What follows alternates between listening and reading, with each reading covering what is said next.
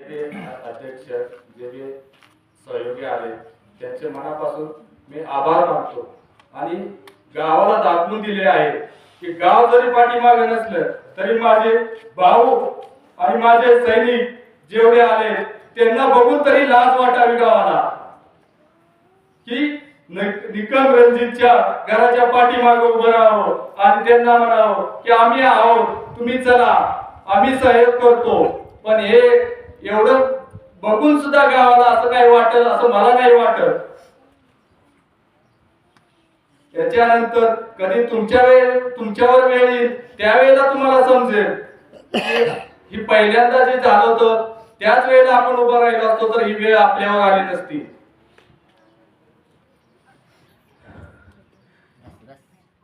एवढे बोलून जय हिंद.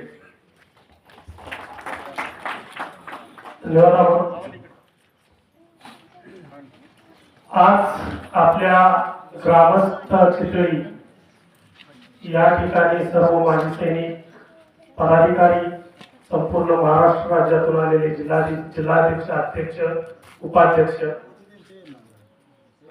आज आपण सर्वांनी जी व्यथा एक माजी सैनिकाची ऐकली त्यासाठी गावाला पेटून उठलं पाहिजे. आणि जर गाव पेटून उठत नसेल तर मी एकाच शब्दात सांगतो की हे पाठबळाचं गाव.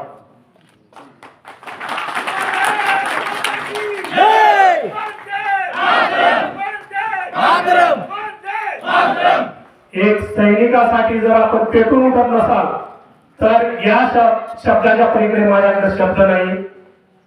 आपण सर्वजण इथं आला त्याबद्दल सर्वांचे आभार.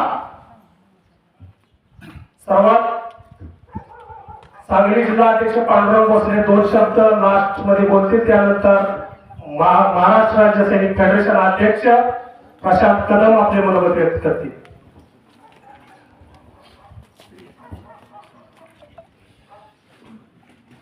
सर्वप्रथम सर्वांना माझा नमस्कार. आपल्या महाराष्ट्राचे आराध्य दैवत छत्रपती शिवाजी महाराज, छत्रपती संभाजी महाराज, मा जिजाऊ, डॉक्टर बाबासाहेब आंबेडकर, महात्मा फुले व या देशाला स्वतंत्र करणारे सर्व स्वातंत्र्यवीर आणि या देशाच्या सीमा सुरक्षित ठेवण्यासाठी ज्यांनी देशासाठी बलिदान दिलं अशा सर्व शहीदांना विनम्र अभिवादन करतो आणि मी आपले 2 शब्द सांगू इच्छितो. सर्वप्रथम माजी सैनिक कैलासवासी रणजित निकम यांना सांगली जिल्हा भारतीय माजी सैनिक संघटना व सांगली जिल्ह्यातील सर्व संघटना तथा संस्थांतर्फे भावपूर्ण श्रद्धांजली वाहतो आणि त्यांच्या परिवाराला आश्वासित करतो की तुमच्या दुःखासोबत आम्ही आहे. आज तुमच्यावर एक डोंगर आहे, फार मोठा तुमच्या परिवाराला हा डोंगर कोसळला आहे. परमेश्वरास विनंती करतो की त्यांचे जे दुःख त्यांच्यात क्षमता असावी की त्यापासून ते सावरावं. खरं तर हा जो हल्ला आहे फक्त रणजित निकमवर नसून महाराष्ट्रातील सर्व सैनिकांवर हल्ला आहे. प्री प्लान करून हा खून केलेला आहे. म्हणजे तुम्ही एक सैनिक सरळ रस्त्याने जाण्याची जी क्षमता असते त्याच्यामध्ये अशा टाईपचं ट्रेनिंग दिलेलं असतं. सैनिकाचा कोणता जात धर्म नसतो, सैनिकाची एकच जात असते, सैनिक धर्मवीर सैनिक. त्याचा कोणता राजकीय झेंडा नसतो, त्याचा फक्त झेंडा असतो तो तिरंगा झेंडा असतो आणि त्या तिरंगा झेंड्याच्या अंदर तो इमानदारीने आपलं कार्य देश सेवा करत असतानाही रात्रदिवस डोळ्यात तेल घालून 8 तासाचा पगार घेऊन 24 तास त्या ठिकाणी -40 डिग्रीमध्ये आणि +50 डिग्रीमध्ये तिथे काम करतो. कुणासाठी? तुमच्यासाठी. आज हा देश सुरक्षित आहे तो सैन्यामुळे आहे. आज या देशाचे नागरिक आरामसे झोपतात ते सैनिकामुळे आहे. आज या देशाचं संविधान सुरक्षित आहे ते सैनिकामुळे आहे. आज या न्यायपालिका हे देशातील सुरक्षित आहे सैनिकामुळे आहे. आपल्याला माहित असायला पाहिजे आपल्या शेजारी काय होत आहे.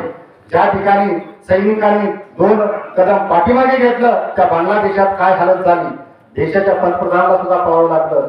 तर तुम्ही सैनिकांना समजू नका, कारण देशातील जो सैनिक आहे तो शिस्तप्रिय असतो, देशाची लोकशाही मानणारा सैनिक असतो, त्याच्यामध्ये देशप्रेम भरलेलं असतं. सर्व समान नागरिकांना तो आपला बंधुप्रेम समजून कार्य करत असतो आणि देशाची सुरक्षा करत असतो. अशा देशाची सुरक्षा करून एक सैनिक सेवानिवृत्त होतो आणि त्यानंतर त्याला परिवारासोबत राहण्याचा सुखा समाधान जगण्याचा अधिकार असतो आणि ते करत असताना गावातील काय गुंड त्याच्यावर जर हल्ला करत असेल तर हे फार दुर्दैवी गोष्ट आहे. जर समाज त्या गोष्टीवर अन्यायाविरुद्ध लढा देत नसेल तर सैनिक सक्षम आहे.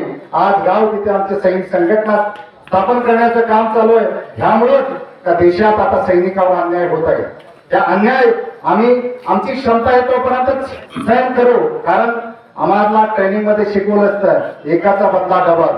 अगर हेच जर पाकिस्तानच्या सैनिकांनी असं काही केलं असतं तर त्याच रात्री त्यांना 4 मुठ्ठी कापून आणली असती. पण तुम्ही आमचे बंधू आहात, परंतु तुम्ही जर गुंडगिरी कराल तर ही खपवून घेणार नाही.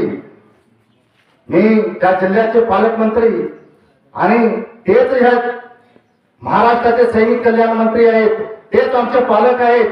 आम्ही त्यांच्या पुढे एक निवेदन करतो की तुम्ही ज्या सैनिकावर झालेला फार हल्ला आहे याच्या कठोर शिक्षा या गावगुंडाला झाली पाहिजे. अगर नाही झाली, त्याच्यावर योग्य कारवाई नाही झाली तर आम्ही तुमच्या घरालाच घेराव करू, ताकी पता चालेल की सैनिक काय असतो.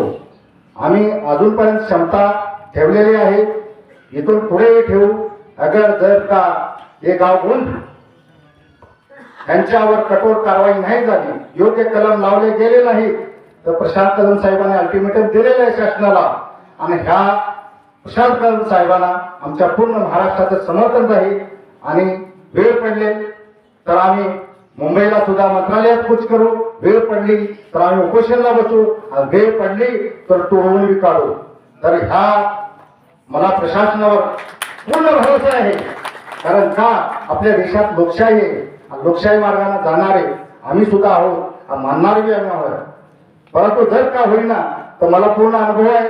सांगली जिल्ह्यातील फक्त 1 तालुक्यातील सैनिक, फक्त शिवी जिल्ह्यावर 1000 सैनिक आले होते. मला छत्रपती शिवाजी महाराजांची शपथ घालायला लागली, कारण ते सरपंचाला तोडून काढायला तयार झाले होते. तर सैनिकाचा संयम जर तुटला तर गावगुंडाचं पळती होईल. त्यासाठी तुम्ही असे काही त्याच्यानंतर अशा घटना घडायला नाही पाहिजे. मला पूर्ण विश्वास आहे शासनावर आणि गृहमंत्री यांना मी सांगू इच्छितो की त्याला लवकरात लवकर न्याय मिळावा. आणि हा न्याय फक्त एक रणजित निकुंजसाठी नसून सर्व महाराष्ट्रातील सैनिकांसाठी. ही छत्रपती महाराजांची भूमी आहे आणि ह्या भूमीमध्येच देशरक्षकावर हल्ला होतो, म्हणजे फार दुर्भाग्य आमचं. आणि हे दुर्भाग्य जर तुम्ही दूर करत नसाल तर आम्ही जरूर करू. बाकी आपण सर्वांनी पुढच्या वेळेस प्रशांत कदम साहेबांनी 4 तारीख दिलेली आहे, अल्टिमेटम दिलेलं आहे.